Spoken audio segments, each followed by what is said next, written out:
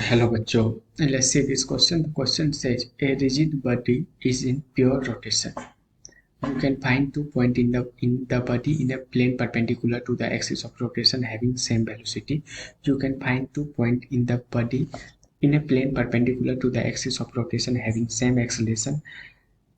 Speed of all the particles lying on the curved surface of a cylinder whose axis coincide with the axis of rotation is same. Angular speed of the body is same as seen from any point in the body.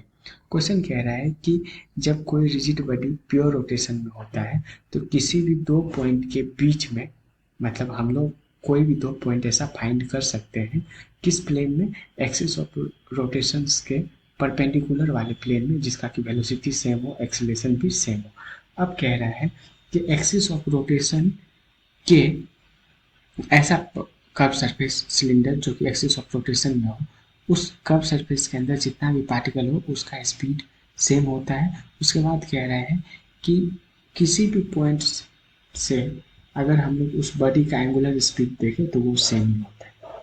ठीक है, तो पहले की concept इसका देखते हैं। की concept अब आता है कि इसका की कॉन्सेप्ट होगा कि प्योर रोटेशन क्या होता है। तो प्योर रोटेशन जो होता है उसमें भी होता है ओमेगा आर के बराबर। अगर इसको वेक्टर में लिखे तो भी हो गया, भी वेक्टर किसके बराबर हो गया, ओमेगा वेक्टर इंटू आर के बराबर।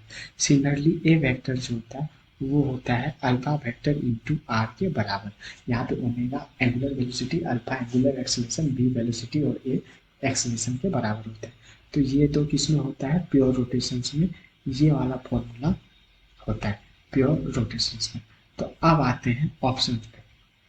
तो कह रहा है कि you can find 2 point in the body in a plane perpendicular to the axis of rotation having same velocity.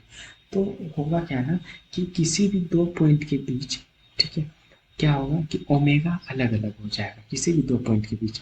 और अगर ओमेगा अलग अलग होगा तो इसका वेक्टर चेंज हो जाएगा, और वेक्टर चेंज होगा तो वेलोसिटी भी चेंज हो जाएगा। तो मतलब वेलोसिटी गलत है। अब जब अगर ओमेगा सेम होगा, मतलब ओमेगा अगर अलग अलग होगा तो इसका मतलब कि अल्फा भी अलग अलग होगा, और अल्फा अगर अलग अलग होगा तो एक्सलेशन भी अलग अलग होगा। तो ये भी गलत है। मतलब ऐसा कोई भी दो पॉइंट हम लोग नहीं फाइंड कर सकते जिसके पास सेम एंगुलर सेम वेलोसिटी और एक्सलेशन हो। अब आते हैं तीसरा वाला पार्ट। लेकिन हाँ, वेलोसिटी अगर सिर्फ यहाँ पे मैग्नीट्यूड और वेलोसिटी बोलता तो फिर सही होता। तो इसलिए ऑप्शन सी सही है। अब आता है कि जब भी कोई बॉडी प्योर रोटेशन के अंदर होता है, मतलब ये ओमेगा से रोटेट भी कर रहा है और ये भी से आगे मूव भी कर रहा है, तो उस केस में इस बॉडी के ऊपर किसी भी पॉइंट से इसका अगर ओमेगा जो दिखेंगे एंगुलर स्पीड वो सेम ही दिखाई देगा। तो ऑप्शन नंबर डी भी सही हो गया। Hence option number C and option number D is the right answer. Hope you understood it well. Best of luck.